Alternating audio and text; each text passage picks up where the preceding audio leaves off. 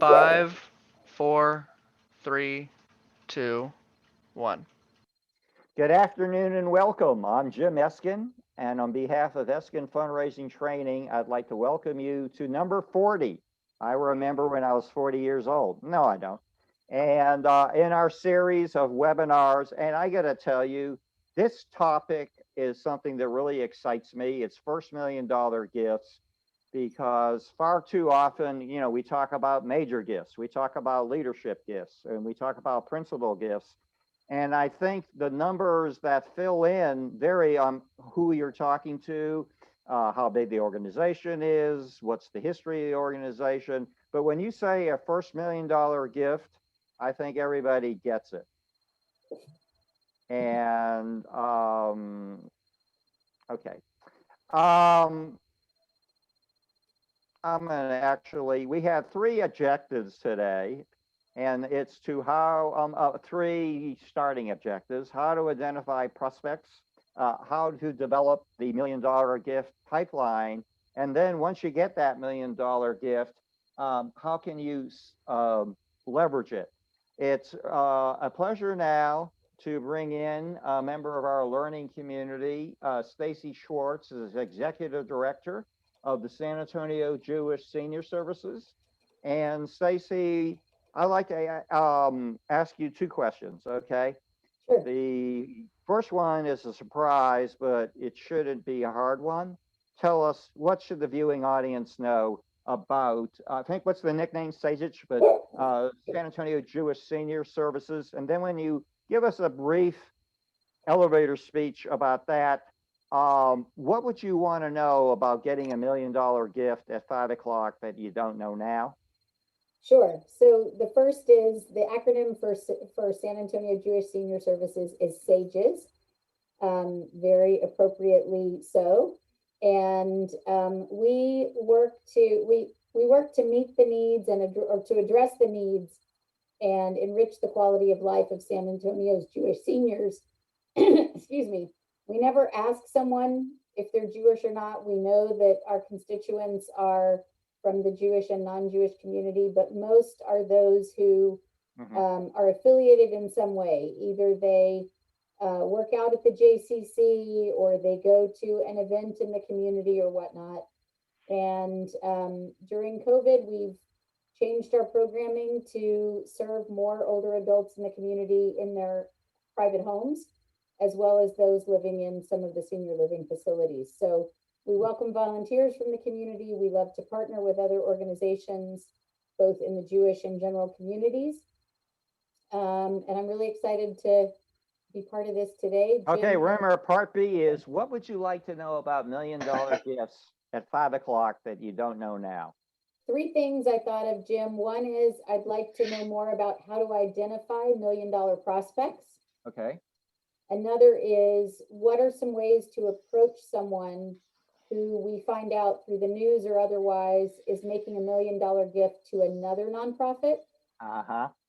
And the third is, how do we know if a prospect like that is an appropriate one for our organization? Great questions. Okay. And I've gone a record time without introducing our guest that I think I've counted up.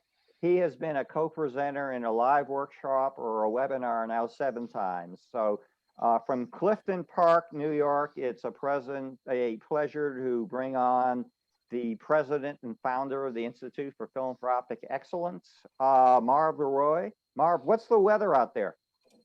Coming to you from snowy Clifton Park, New York. We had another 6 inches of snow last night, so my day started early out with a snowblower. Did it work? Yes, it worked this time in 10-degree weather. It was a little warmer this morning.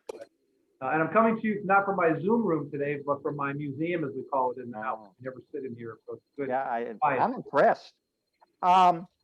First of all, take a moment, rather than me spending time, or I'll tell you what, I'll give you 30 to 60 seconds to describe the amazing work of the Institute for Philanthropic Excellence.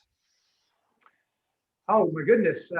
The Institute was founded, 6 years ago. We're in our 7th year. We've helped over hundreds of nonprofits coast to coast. We're a national consulting group. We really like the little guys, so we really price out and have our model designed for the smaller to middle-sized nonprofits. Do a lot of campaigns because that's what people need right now for fundraising. But we're involved with anything that advances mission, marketing, communications, legislative affairs, anything that really helps an organization grow and thrive. And as Greg was saying, you know, a lot of nonprofits in this past year, it's just about treading water. Sometimes you have those years. It's just about getting through them to the next year. And you know, we know that philanthropy thrived in the later half of 2020. That's going to continue into 21. So this should be a great year for organizations to fundraise. Okay, let me tell you what. Let's put you to work early. You've been there. You know that the title of this webinar is First $1 Million Gifts, and you have had, it's almost like, well, I guess it's not as good as being their birth of a child, but for a fundraiser, pretty darn close. What's it mean to a nonprofit to get a first $1 million gift? Yeah, I've been blessed to have worked at places where they were mature enough, where they had gone through those early phases. And then obviously when you're dealing with a lot of first campaigns with organizations, many of them do get that first $1 million gift or something approaching that size of a major gift. So it's always a wonderful moment. It really takes you from the world of transactional fundraising to transformational fundraising. You know, the transactional stuff kind of gets you through the day, gets you through the year in your operating funds. You know, but $1 million, that's where you stop and pause and think, okay, what is this going to do for our organization that we haven't even thought about doing? So in that regard, it's the other thing that it does is it's a culture shift, and it's kind of a psychological moment where you become, as an organization, worthy of gifts of that magnitude. You know, we tell people all the time, you're not $1 million worthy organization until you get a $1 million gift, and then when you get one, all of a sudden others will see that and it's illustrative. Others will say, wow, they got $1 million gift. They must be worth that type of philanthropy. And then of course your sites go, well, now we want to be a $5 million worthy. Yeah, you kind of enjoy it for one day and then you move to the next one. I'll tell you what, we're going to talk about Stacy's first question, part of our dialogue, but I'd like to answer right now. Stacy had a question. I think we've all been there. There is a prominent philanthropist in your community who makes $1 million gift, not to your nonprofit, somebody else's nonprofit, and your CEO or board member says, hey, you know, Joe Blow is giving $1 million to San Antonio Senior Services, you know. Right. Why don't we approach him? What can you do and what can't you do? Yeah, I think any nonprofit, as it grows in its sophistication in fundraising, begins to pay attention to those names of people that every organization knows. And every community has that group of people. I've done a lot of campaigns in Savannah, Georgia. There's a group that they call themselves the Fabulous 50. You know, nothing happens in the nonprofit world without some or all of those folks touching it in some way, you know, chairing your campaigns, being the head of your annual fund, you know, and participating in some way. They know who they are. All the organizations have a regular consideration how to bring them into the fold. Jim, as you know, you talked about it with your CIA. The two big things that we pay attention to are capacity and inclination. It's easy to find out about capacity. Just pay attention and jump on a search engine. Inclination is another animal that you have to figure out how to build a relationship. How many degrees of separation are you away from that person to start building a relationship? Yeah, you know, it really gets to the A. That's access. Yeah, and we're going to talk a little more about that. That's a great answer. It's also a pleasure to have Greg Wood, who's in Sarasota, Florida, joining us for the first time. Greg, why don't you describe the two nonprofits you work with, and then what would you like to know at 5 o'clock about $1 million gifts that you don't know now? All right, so Sarasota Scullers and Buffalo Bayou Rowing Center, they're both rowing based, like Olympic style rowing organization for middle and high school age kids. In Houston, really focusing on the disadvantaged, the kids who would never get the opportunity. And the dynamic's a little different in Sarasota. It's a bit wealthier of a community, but it's still after the same, trying to develop life skills for the kids that they wouldn't find anywhere else. So it sounds like your average sport, but when you're actually in it, it's a bit different than a baseball team. Everybody has a role, so you're forced to work together as a team in ways that you can't. So that's the quickie. What do I want to know? I mean, if I'm being a joker, I'd say who's going to sign the check for me? But Yeah. I think Marv, you made an interesting point. It's like, how do you become that organization that's worthy of it? Like, what is appealing to somebody that's going to say, I'm going to write a 7-figure check for you? Because I can cover 5 figures all day long, but that's a huge jump to go from 10,000 or 50,000 to $1 million. I mean, like you said, transformational. Right. Hey, by the way, too, and we're going to get to that. But before we say goodbye for the moment to Greg and Stacy, I got a question for both of you. I don't know if there's a way you can chat and figure it out. How many millionaires are in the United States? How many millionaires live in the United States? No idea. Quite a lot, I'm sure. That's not bad, but I was looking for something more specific. Specific. I don't know how many millionaires are in the United States, but I know that a couple of years ago, San Antonio had 7 Billionaires? 7 billionaires. Yeah. Well, okay. The answer is 20 million millionaires. I mean, and something, Marv, where do the millionaires live? Wherever they want. No, how about what was the name of, what was the yeah what was the name of the book where they live? Next door. Right. And it gave us many surprising. It was a study. I think the initial book was done in the late 90s. It's just been updated. And it just defied logic. People assume that most millionaires are on Park Avenue or Rodeo Drive.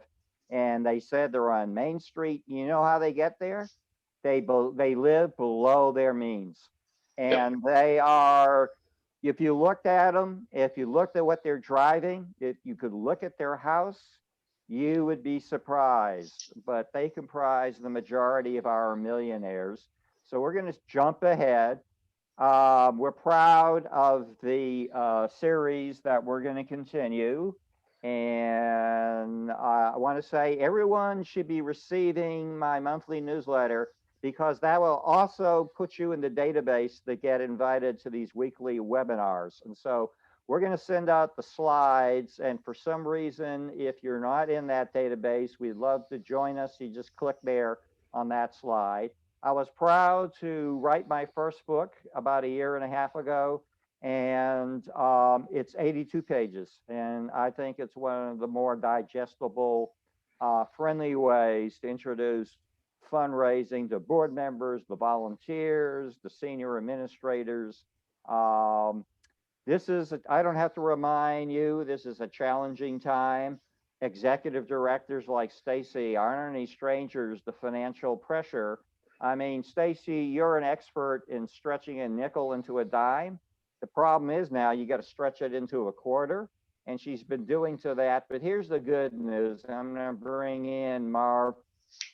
We are seeing all signs of philanthropy. We haven't closed the books yet on 2020, but the Fundraising Effectiveness Project tracked it from the first 9 months and was up 7.6%. We've seen more money move from donor advised funds. Right. Giving Tuesday hit all sorts of record highs. And then we have the new patron saint of philanthropy. I mean, Mackenzie Scott in 1 year gave $6 billion. And guess what? Most of that money was, no, not most. It was all unrestricted, and it was all lump sum up front. Marv, anything else that should make us feel good about philanthropy going into the new year? Yeah, well, those numbers from 2020 really are impressive, especially when you consider that the first quarter was way down. It was very sluggish because people had so much uncertainty. We didn't know where the virus was going. Organizations were just beginning to be impacted before they kind of retooled and repivoted. So those are impressive numbers. I think the fourth quarter will probably be another record. I won't be surprised to hear that. And you got a lot of pent up. Well, people want to do things. People are generally philanthropic by nature, and they're looking for things to do. The neat thing about Mackenzie Scott, she gave away in 1 year more than the Gates Foundation gave away the year before. She put herself on not just the map, she put herself at the top of that. That was, Hey, by the way, so if you're not getting any pressure from your CEO, the money, you did not apply for it. It was kind of like Ed McMahon. There was a secret group, we don't know who they are, that advised her, and they vetted nonprofits around the country. And they ultimately gave that money to 384 nonprofits. right, and We're they tended to be organizations that had affiliations, so that they didn't make decisions about unique one by ones. They gave them to YMCA's, YWCA's, United Ways, community foundations, in especially socioeconomically challenged areas. So if you were in that group, you were rewarded for being in those groups. In the future, she promises to be much more thoughtful about where those gifts go. So, everybody in the world is trying to figure out who those 6 or 7 advisors are, so they can have somebody whisper in their ear. I'll tell you what, let's repeat it one more time. Stacy, you're going to say about identifying prospects. I'll let Marv work off the CIA formula. Well, as we just alluded to, this is where it starts. I mean, when we start whether it's a $1,000 or $10,000 or $1 million prospect, this is the pathway. You need to identify who they are, figure out what their capacities are and inclination is, and then you have to figure out ways to to bring them into the fold, to connect with them. All fundraising is relationships, and it's about people meeting people and building out a strong affinity for your organization. And then, the big thing about $1 million gifts is you're never going to get $1 million gift if you don't ask for it. And you can't ask for it until you have something you want to fund with it, whether it's a long-term proposition or a one-time building or something, or you can't just ask for it because you feel worthy. You have to be able to reconcile how you'll use it in an effective way. Yeah. I'll tell you what, and Marv's been on the show so many times, he knows, we have a little tradition. We ask everybody to type in their chat room space that nonprofit strong, 3 words, nonprofit strong. Marv, what are we? Nonprofit strong. I'm still waiting for my T-shirt, Jim. Come on. Yeah. Okay. Yeah. I'm right. Hey, by the way, Michael, I think I see somebody. Does someone have a question? We do have one question typed in. You want me to read it? Okay, I'll tell you what. Before I start my formal questioning of Dr. Leroy, we'll take that question first. Oh, I think it was from a few minutes ago. It says, "Yeah, how do we get on her radar?" I think you were talking about somebody Mackenzie earlier. Scott? Yeah, I think so. That's who they're talking about. Right now, the only way to communicate with her or her people, her process, is by way of Facebook, which is interesting. Only on social media. I don't know. She does not have a website. Her foundation does not have a website.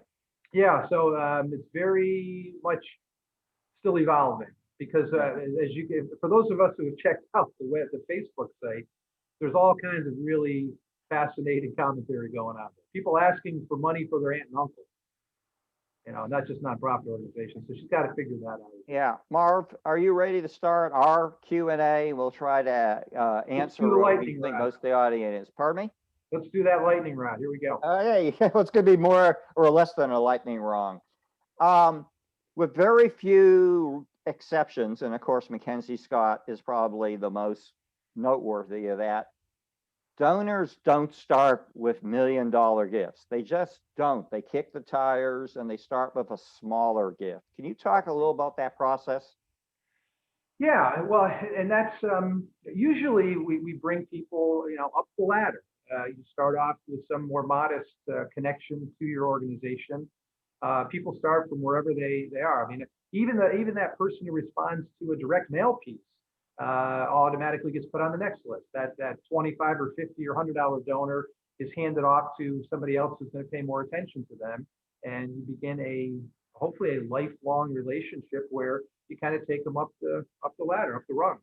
That $100 donor can become a $200 donor, who becomes a $500 donor, and $1,000. That's a very traditional way to go about that business. Obviously, as you meet new people in the community, one of the questions earlier was, if you see somebody who made a gift in your community to another organization, how would you bring them in? Look, just because somebody made $1 million gift to a nonprofit doesn't mean that you're going to get $1 million gift anytime soon from them. you have to find a connecting point. And that's where you do your research, you figure out what they really get excited about, what is important to them in their lives. That's easier than it's ever been, just by getting on search engines. Google somebody's name and just kind of check them out. Talk to other people in the community. When you know an organization that got a gift from them, talk to somebody there that you know and find out what it was that kind of resonated for them. This next question really tracks your last points. You talk a lot about pipelines. Yeah. So the question is, how can a smaller or mid-sized nonprofit build $1 million donor pipeline? Yeah, well, hey, that's ambitious. When you start thinking about trying to get your first $1 million gift, then you immediately jump to, let's have a pipeline of a whole bunch of them. Get the first one, become that worthy organization that has gotten a $1 million gift, and then start thinking about how that process went. It won't be surprising that that person who made a $1 million gift, or even a six-figure gift to your organization, is likely to introduce you to other people in their circles. People tend to hang out with people in their socioeconomic, clubs, so to speak. And they may introduce you. That's one of the things you always want to ask when you're talking to people with regard to their own giving. We do that all the time in campaigns. We'll go and ask for a gift, but we'll also say, are there other people you can introduce us to? So that's how you get into those circles. You're always trying to penetrate circles. And as far as the pipeline goes, in campaigns, we always talk about, we want to have certainty that we're going to get certain sized gifts so we can get to a goal. So, and you always talk about qualified prospects. Who are people that have the capacity, maybe are inclined, but need a little bit more cultivation, and we can get to them. So you always, in the old days, Jim and I remember this, back in the medieval days, we always wanted 3 qualified prospects to have some level of certainty we were going to get the gift that we needed on that gift chart. Now, with all the fundraising going on and the competition that's out there, most of us talk about 5. So if you think you want to get a $1 million gift, whether you're in or out of a campaign, you really need to know 3 to 5 people who could do it, and then hope that one of them would love your organization more than others. Hey, Marv, most of the attendees in our learning community come from smaller or mid-sized nonprofits. Right. Can smaller and mid-sized nonprofits actually enjoy some advantages in the cultivation of major gift donors? Well, yeah, when we talk about fundraising starts with prospects. What's your pool of potential? People get hung up sometimes on having big databases and thousands of names of prospects. Yeah, I've always been a believer that the smaller nonprofits are never going to have the capacity to think broad in scope. Yeah, you're better off honing in on your best relationships that you can build upon. So I think smaller organizations are naturally inclined to think that way because that's the best that they can do. If you have one person thinking about fundraising, that you really need to hone in on 50 to 100 people. That major gift officer at a university or college might have a portfolio of between 125 and 150 people in their portfolio. And that's one person full-time just worrying about those people. In an organization that's lucky if they have a half-time development officer, you got to keep that in perspective and proportion. I think you're better off taking the proverbial rifle approach as opposed to the shotgun approach. Don't have a lot of people out there you're working. Hone in on the ones where you really have the best opportunities and build those relationships as strong as you can. No one gives you a 5 or 6 or 7 figure gift without having a strong relationship. Yeah. And also, too, probably no one gives you one of those big gifts for the first time in one lump sum. Can you talk about what's typical in campaigns and major gift initiatives in multi-year pledges? Yeah, that's a great point. And I joked when we were talking about this topic. I've been fortunate in my life, almost 40 years now, fundraising, to have been part of solicitation for $1 million gifts and have heard the word, sure, let's do that a fair number of times. It sounds good, doesn't it? Yeah, it really is that adrenaline rush for sure. But I can tell you, I can count on one hand the number of $1 million gifts that I've seen, or $1 million checks.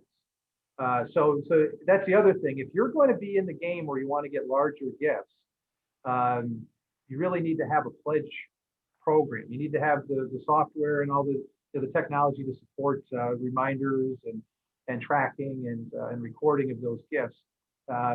especially in campaigns, because that's where most of your larger gifts happen. You have, that's just part of the process. If you're going to be in that game, you gotta have the tools, and being able to accept pledges beyond 1 year is a great way to start that process. And again, we have another question, another question that kind of dovetails from your last points. If you're in campaigns, you're probably going to see what we call blended gifts, which are part paid in current money and then some in deferred money. Can you talk a little about that? Yeah, obviously, especially in deferred, when you're talking about planned gifts or estate gifts, that's a great way to, we often use that as a way to double one's giving. We'll have a conversation about current giving. And once we have a meeting of the minds, we'll often say, you know, is that something you could also do in your estate plan? Obviously, people have to be in an age cohort where that makes sense. And usually we talk about that being about 60, 65 years of age or older. And, you know, if you can get a $500,000 gift over 5 years, that's $100,000 a year in pledges, and then get them to double it in their estate plan, you just got $1 million gift. Yeah. But it's going to take a while for you to receive that. Hopefully, that person who put it in the estate plan will have a good long life, and you know, some years later you'll get the final piece of that. Of course, we've said this before. The joke in fundraising is no one lives longer than the person that has you in their estate plan. So that might be a little while before you get to, but that's $1 million gift. And remember what I said earlier about being worthy. You do anything you can possibly do to secure $1 million gift, however it's gifted, because you want the announcement. The announcement of that gift makes you $1 million worthy organization, and others will follow because that you planted the seed. Yeah. Hey, Marv, who from a smaller or a mid-sized nonprofit should be engaged in the whole continuum? Can be engaged in discovery, can be engaged in discovery, cultivation, solicitation, and stewardship. Who can do that in a nonprofit? Well, you know, we always say when you go into campaigns aren't about individuals or even committees. It's an institution-wide endeavor. That certainly rings true on college campuses and university campuses. So many people are involved. Yeah, Jim, you make a good point.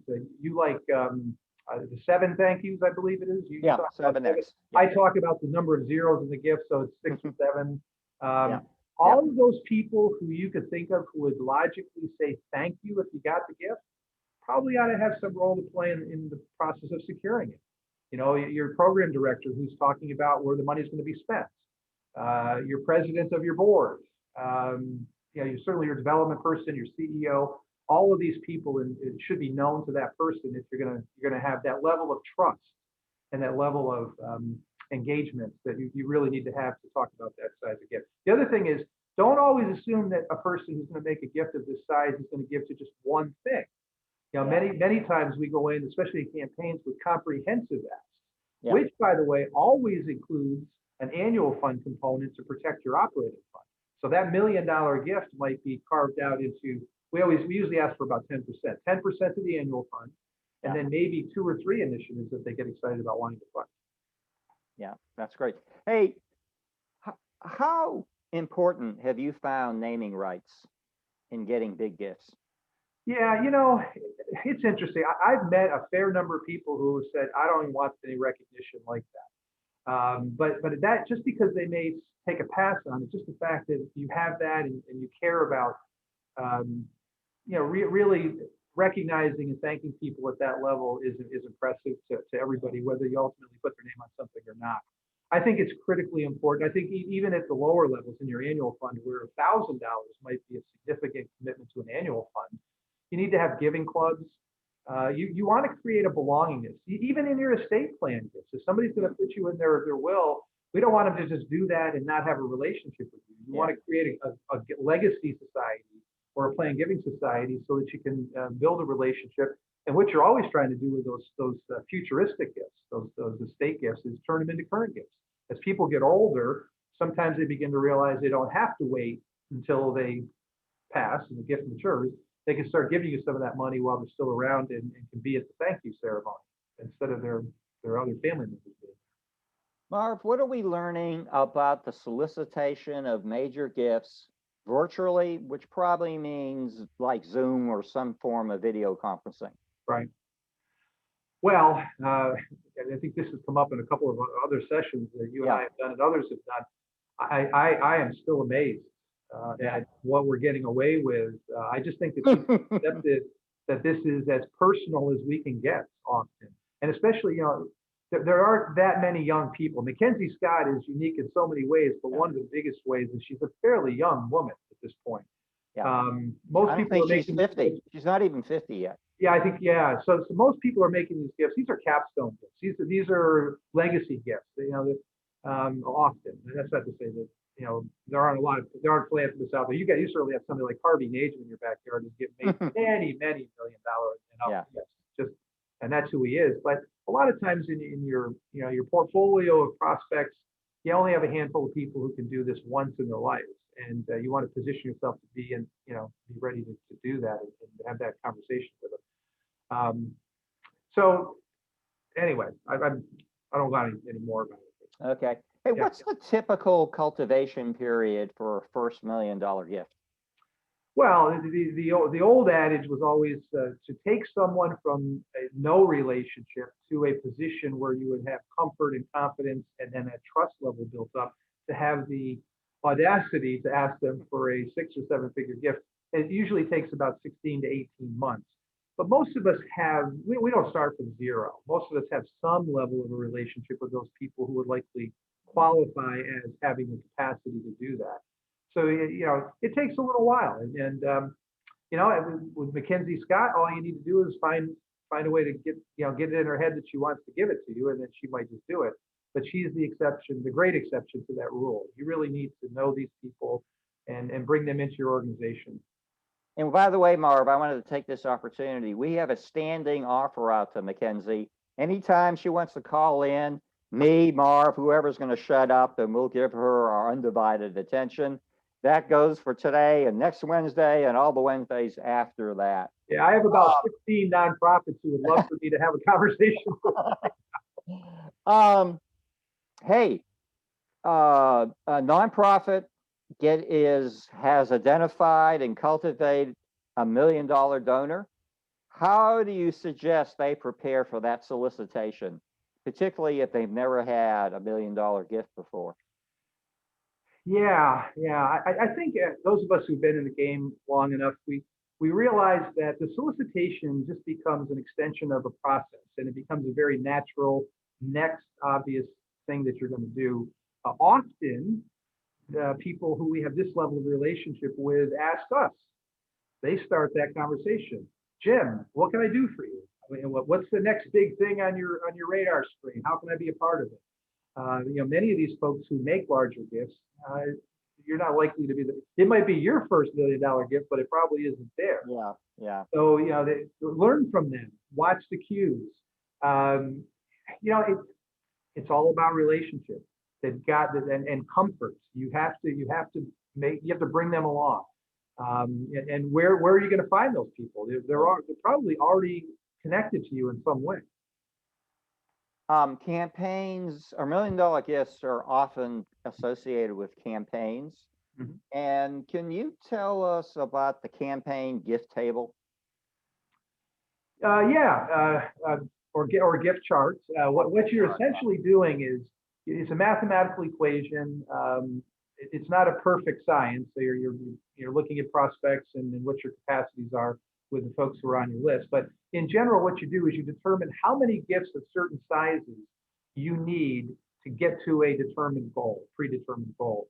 So if you have a $10 million campaign, it's not uncommon for us to talk about that lead gift, that top gift being 10, 15, even 20% of the total.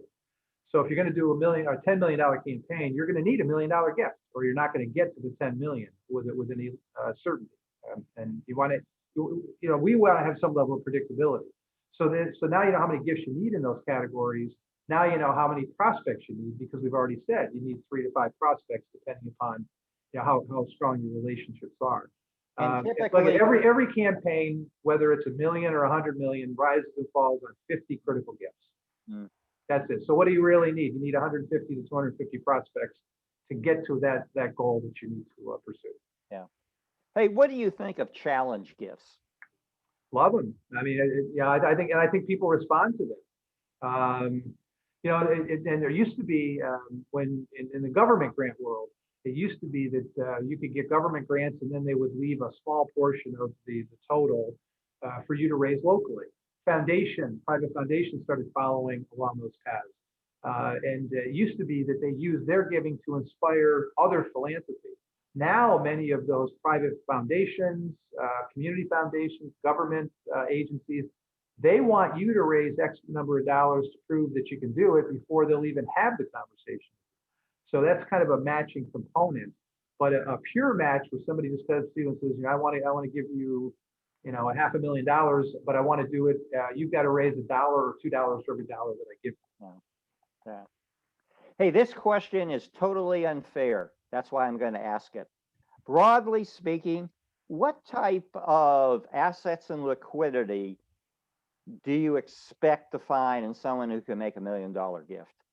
Yeah, I always like to think in terms of what we would need in the way of an endowment, because people aren't going to spend their operational dollars to make a gift of that nature. So where's that money going to come from? It's going to come from stock markets, investments. It's going to come from a business that they might have that's doing really well from a profit perspective. People who are older have life insurance policies that they might be able to use as a way to give. Real estate. You know, you're looking for wealth at a level where you're not talking about, again, you're not talking about transactional dollars, you're talking about transformational dollars. And that's true on both the donor side and the recipient side. So these are people who aren't going to miss a gift of that level if they give it to you. And that's why when you go in and have that discussion about a gift of that size, you have to go in with an understanding that you're probably going to have a negotiation of some sort, how they can make the gift. You know, it's going to take me 3 or 4 or 5 years. I've had campaigns where our longing is to have a 7-figure gift early in the campaign took us to a place where we gave, you know, some people 7 to 10 years to make those gifts, just so we could announce the $1 million gift.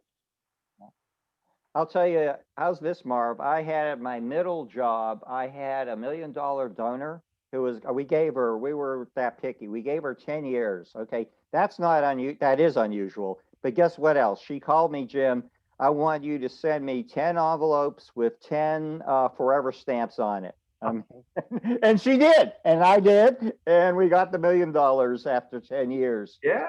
Hey, do you have and by the way, actually, before I ask you that, Michael, we have anybody else in the audience who'd like to ask a question?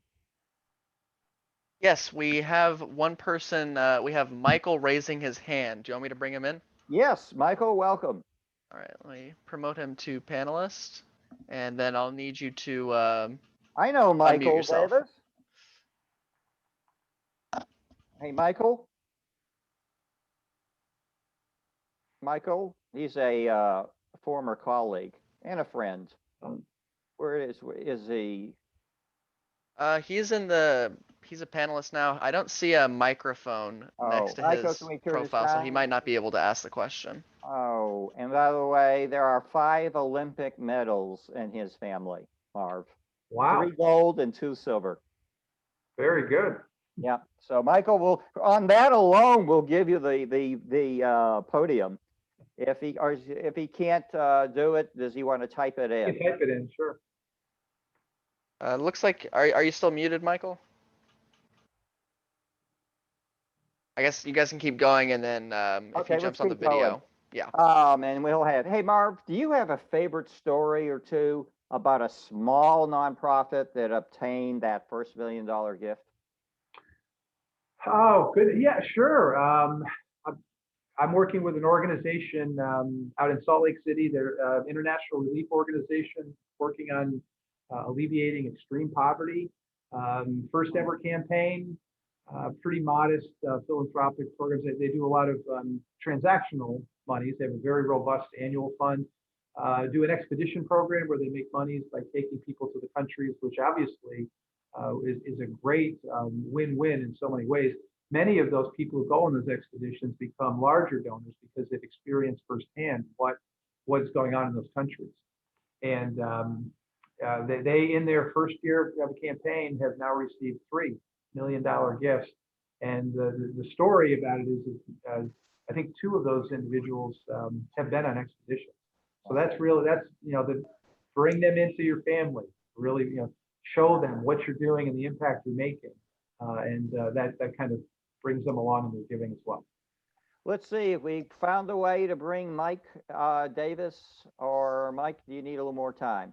Marv and I are going to move to our wrap-up section, and we're going to review some of the key points made. But I want to give Mike a chance. See him muted. Can you hear me? Mike, yeah, we can hear you. How are you? All right, I'm fine, thank you.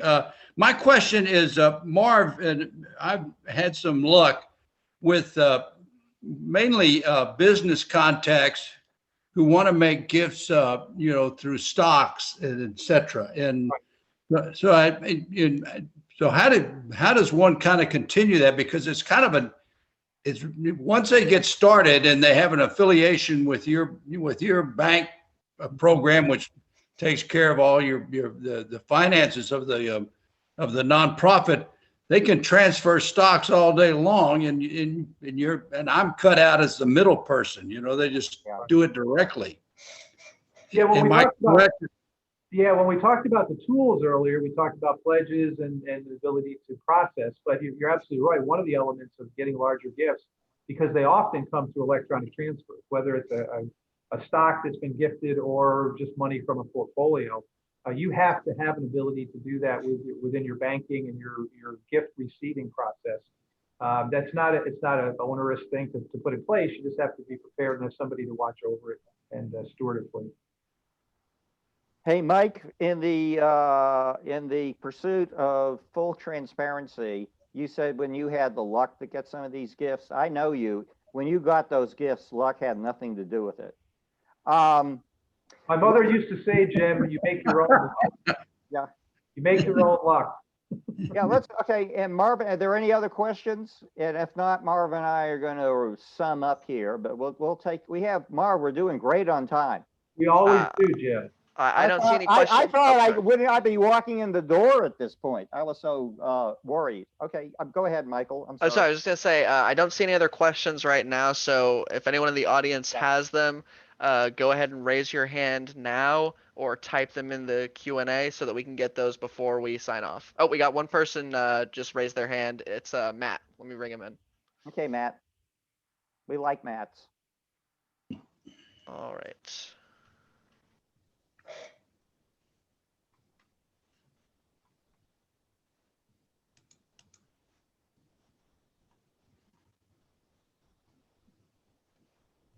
By the way, it's 67 degrees here.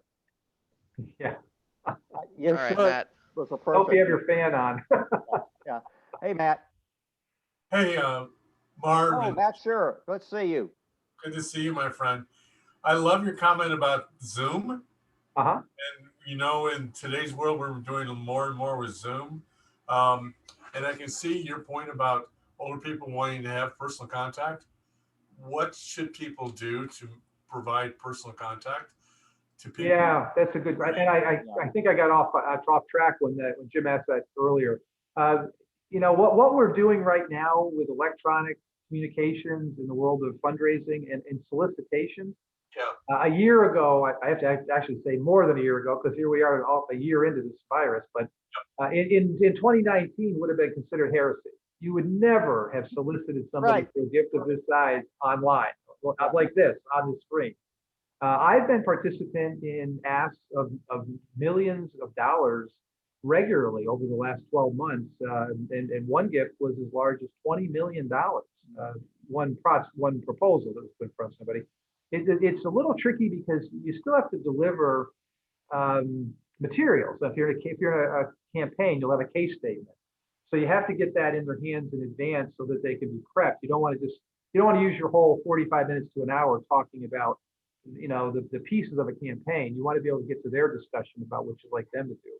So you have to coordinate some things. But I wonder how much of this is going to be okay when we come out of this pandemic.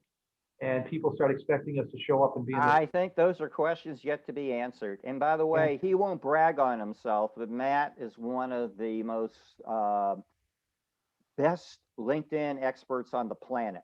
wow. He teaches LinkedIn classes around the world. Hey, Marv, Uh-huh. I took a look at your profile while I was listening to you speak. I would like to find time to show you something you're doing wrong that you can improve on. It won't be getting a new face. Yeah, let's connect. I was begrudgingly pulled into the world of social media when I began. I got the institute off the ground. There's a lot of things I could be better at in that world. So would love to talk. Okay, you guys will get together later. Matt, Sir? Marv, let's do a quick wrap up of the key points. I always come back to number one, when you're asking people for money, it's what for?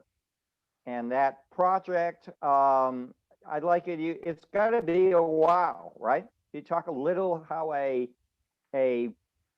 organization, a campaign committee knows it has a project that gets a wow response. Yeah, people expect you to do big things when you're asking them to do big gifts, and you got to deliver on that.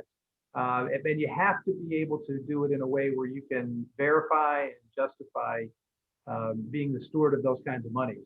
I remember a moment when I was driving. I was doing a project with a college, a community college system, and we were debating about what they should do in the way of a campaign, what size working goal they might have.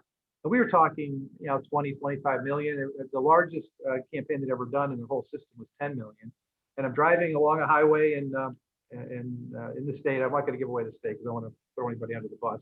But I'm driving along, and the president of the system calls me, and we're talking, and he's talking about the campaign, and he said, I'm watching all these other universities and colleges with these billion-dollar campaigns. Why aren't we doing that? We're worthy of that.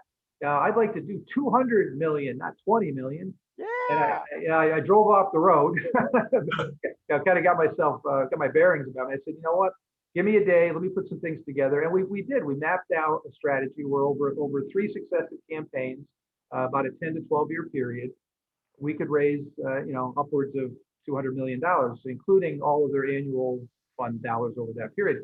But I will tell you, I said to that president, tomorrow, or as soon as you can, impanel your cabinet, your vice presidents, I want to see how much they can come up with in the way of expenditures and programs.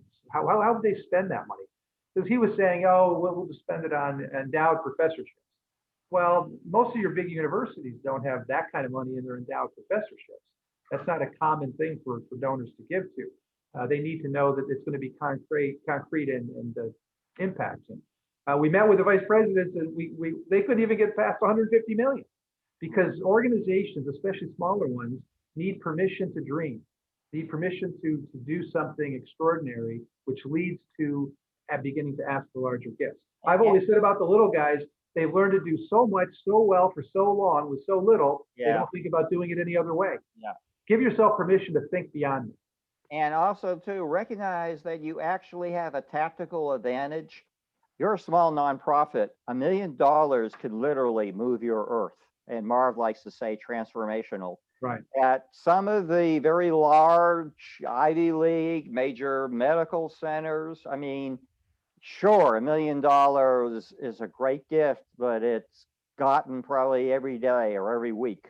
It's a rounding error. What's that? It's a rounding error in their accounting. And you're making the point that typically $1 million gift is not the first gift made by the donor. Right. They might be as modest as $500. Well, people always talk about plan giving, which is where a lot of these gifts come, right, by way of estate gifts. It used to be thought that you weren't going to get an estate gift from somebody unless they had an established track record of giving to your organization. We now know that's not necessarily true. There are a lot of people who make maybe not first gifts, but some of the early giving comes from folks who have maybe made a couple of annual fund gifts, just kind of, and then something happens in their lives where you become more important for them. And that's especially true in the health arena. or somebody might be impacted by a condition or something. And by the way, Marv, in the life of a nonprofit, there can be several $1 million donors, but this is one of Jim's and Marv's rule of gravity. There only can be one first $1 million gift. I mean, imagine about legacy and leadership and showing commitment to be the first $1 million donor to something you really care about. Right, right. Yeah, that first person with that I mean, special plaque. literally, you're making history. And by the way, too, this is a great time because what we know about philanthropy, it follows the stock market. The stock market is performing at record levels.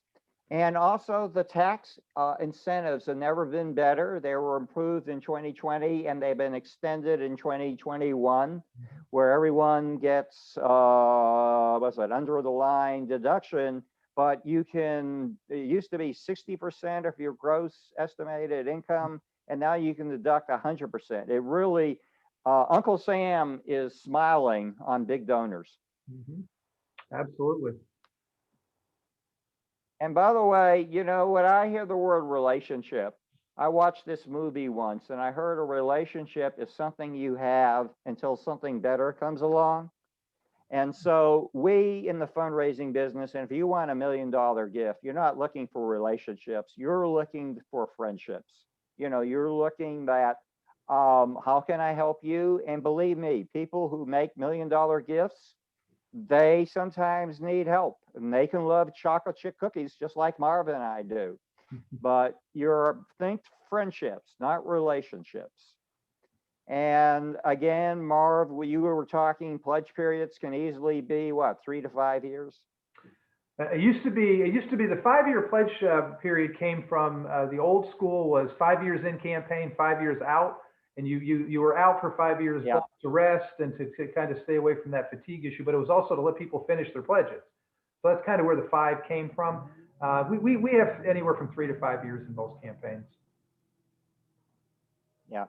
And let's talk, you want to know, we were talking about your CEO, your board chair sees that Marv made $1 million gift to the nonprofit next door to you. Well, how can we get to Marv? And the 6 degrees of separation reminds us that everybody on the planet is separated by no more than 6-person relationships. That applies to Jim Eskin. That applies to Marv Leroy. It also applies to Mackenzie Scott. And in this day and age, you don't even have to guess how many degrees you're separated. Just join LinkedIn. They actually account for people based on the degrees of separation. You're a 1st or 2nd or 3rd degree connection. So that's a great place. We talked about having resources and access to get information and data. LinkedIn tells us a lot about people. People are usually pretty good about every day. Yeah. Marv, you've made a reference that probably, here's the good news for you nonprofits, your first $1 million donor probably is somewhere within your universe. Right. And more specifically, they're probably in your database. We've got someone raising their hand if you want me to bring them on. Yeah, please do. All right. Let me promote you to panelist Jim. Then you can come on. Okay, I know. Hey, Jim, how are you doing? Good. Can you hear me okay? Yeah, we can't see you, but maybe you're not presentable. There he is. Here we are. Yeah. We can see you. Okay. Jim, and I think you've met Marv Leroy before. Okay, you've at one of our Microsoft workshops. Yeah, I guess I need to get my glasses on. Jim, what would you think of a case study? Basically, we have just started a very modest $3.4 million silent phase capital campaign, and I've developed a very clear case statement. We have our marketing materials to use as a firing line, and I'm open to receiving feedback on it and criticism. So it's just an idea for another topic that falls along this line of Yeah. Now, thinking. now your question, you said case study. Are you talking about feasibility study or are you talking about case for support? I have developed a case for support that Harvey said was one of the best he's seen. Well, Wow. wow. Hey, I tell you what, I got to tell you from personal experience, he is not an easy grader. I am jealous again of you. He I was, said better, not best. He said better. Hey, I I was got to just going to tell you offer to take a look at it, but I'm not going to contradict Harvey. So that's good. yeah. Well, By the what I'm way, suggesting too, is, it's not a bad idea to, let's get into some detail about benefits and, Yeah. where you're leading folks and how you get there and how you get a board to approve a capital campaign. I yeah, mean, yeah. there's lots to it. If there Well, I sure is. got to tell you, if Harvey Najum says your case for support is the best he's ever seen, No, I think that's going to make the board feel a little more robust. he said it's one of the better ones he's seen, so Better. it's all good. Well, okay. Still, I think He's that's diplomatic. yeah. And by the way, let's talk about board. Marv, I think if you were to simplify, what is the number one requirement? Leadership of the nonprofit must be committed in every way possible. Can you talk a little Yeah, more? and you're absolutely right. Whether you're in campaign formally or you're just kind of raising money within a mindset of being in a campaign where you're going after larger gifts. One of the common questions that we get when we talk to people about making 6 or 7 figure gifts is your board on record? Are all of them making gifts to your organization? I'm not going to do for you what you won't do for yourself. I might be somebody who has the capacity to do a larger gift than they can, but I want to see evidence that the leaders in that organization. I've seen several of the larger foundations they want to see your board minutes showing in writing the approval of the campaign or whatever the project is. Right. And then they want to know that you have 100% participation in fundraising from your leadership. The days where you can get by carrying people on your board who aren't involved in fundraising are over. And people expect that those folks are going to step up and do their part.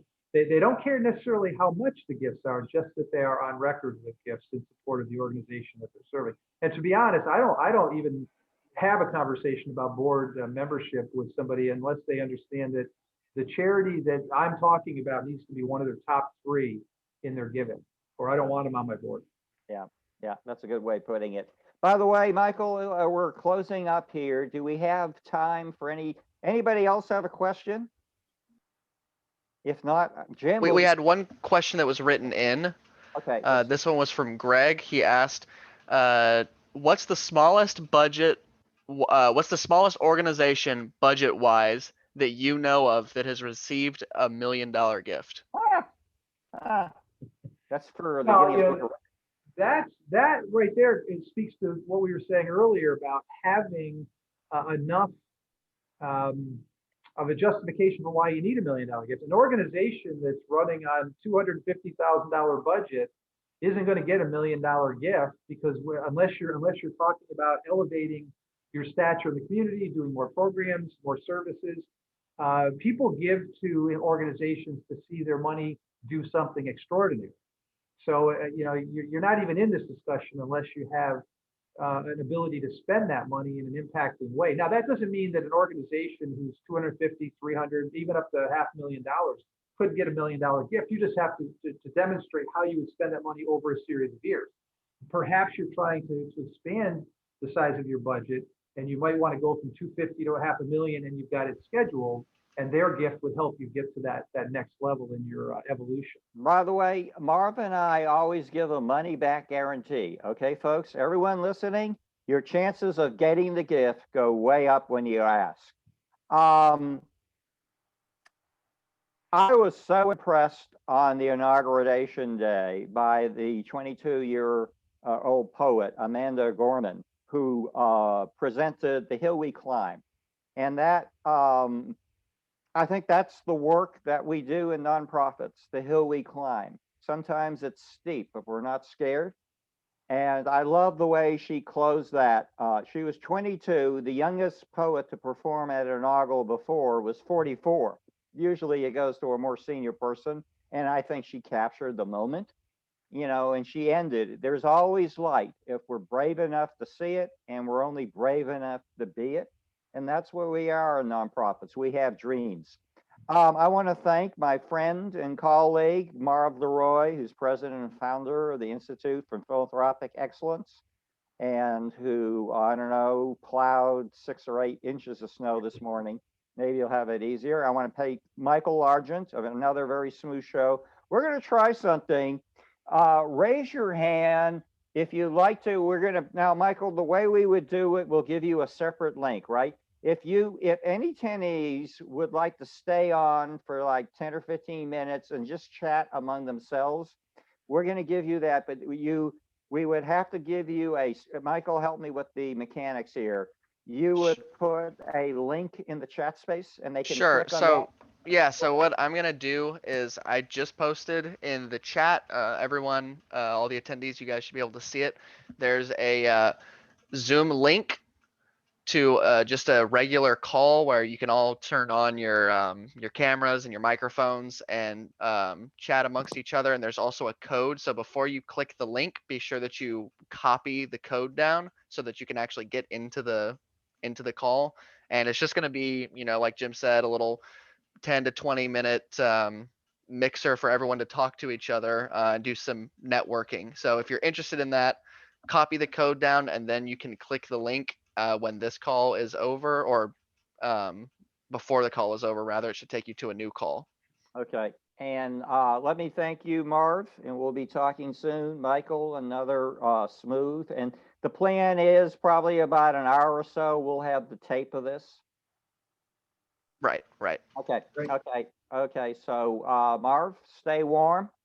I got to tend to a left arm. Okay. Yeah, go take care of that. You know what scared me? Everyone tells you it's going to be sore. And so, you start touching it and it's a self-fulfilling prophecy. Yeah. So I got to tell you. I'm sure you'll be fine. You're one step Yeah. closer to being less fearful of this virus. Well, one step lower to having you pick up some salmon at Aspen Creek and come over and eat on the deck and drink a little wine. Okay. Soon enough. Okay. Stay safe. All right, guys. Take care. Be well. Okay. I thought it was pretty smooth, Michael. Okay. Me too. So- Let me so save.